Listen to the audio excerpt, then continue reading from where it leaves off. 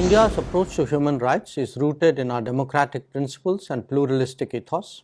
2024 is an important year for India's democracy, with nearly 960 million voters gearing up to exercise the right to vote. A festival where every voice resonates and every vote counts. As the world's most populous nation and fifth largest economy, India always stands ready to share our experiences and expertise with those who wish to benefit from it. The conflict in Gaza is of great concern to us all. We must be clear that terrorism and hostage-taking are unacceptable.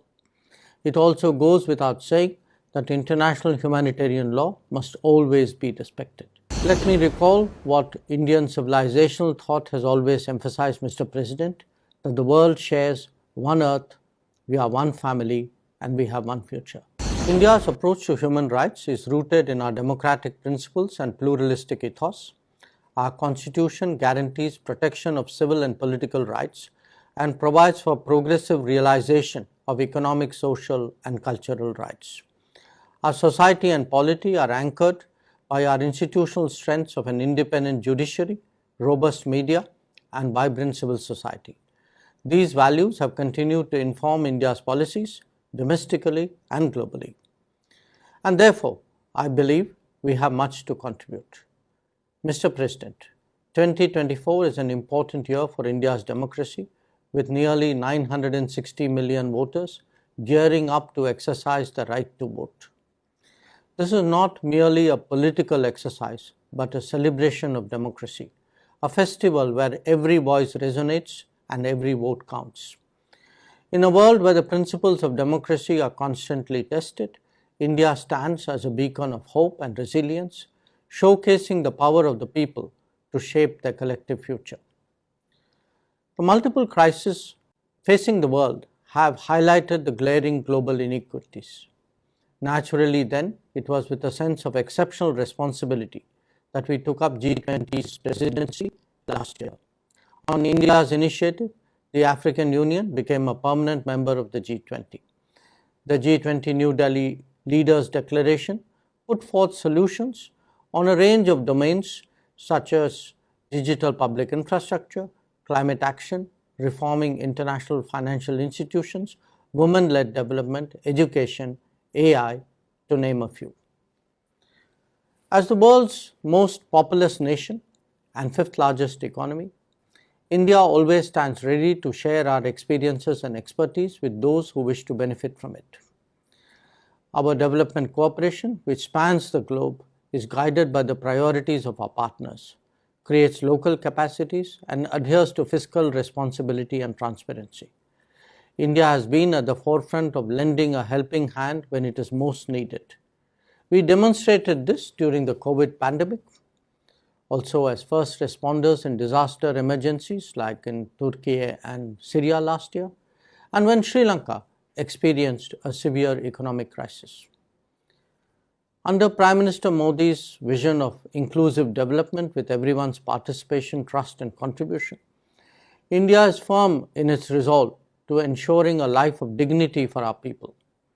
With our priority to gender empowerment, in a recent path-breaking legislation, 1/3 seats were reserved for women in our legislatures. Our rapid progress in meeting SDG targets, financial inclusion, and democratization of technology will be of help to other countries on a similar journey. We have, thus, taken a lead to forge partnerships such as International Solar Alliance, Coalition for Disaster Resilient Infrastructure, the Global Biofuel Alliance, and promoted initiatives such as the International Year of Millets to help countries address the challenges of climate change and food security. Mr. President, the conflict in Gaza is of great concern to us all. The humanitarian crisis arising from conflicts require a sustainable solution that gives immediate relief to those most affected. At the same time, we must be clear that terrorism and hostage-taking are unacceptable. It also goes without saying that international humanitarian law must always be respected. It is vital that the conflict does not spread within or beyond the region. And efforts must also focus on seeking a two-state solution where Palestinian people can live within secure borders. Let me recall what Indian civilizational thought has always emphasized, Mr. President, that the world shares one earth, we are one family, and we have one future.